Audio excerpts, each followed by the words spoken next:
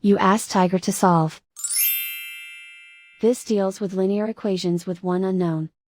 The final result is y equals -1. Let's solve it step by step. Simplify the expression. Group like terms.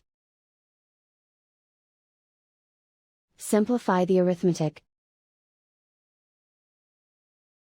Group all constants on the right side of the equation. Add 6 to both sides. Simplify the arithmetic.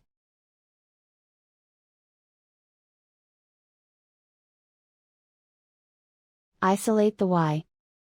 Divide both sides by -6. Cancel out the negatives. Simplify the fraction. Move the negative sign from the denominator to the numerator. Simplify the fraction. And so the final result is y equals -1.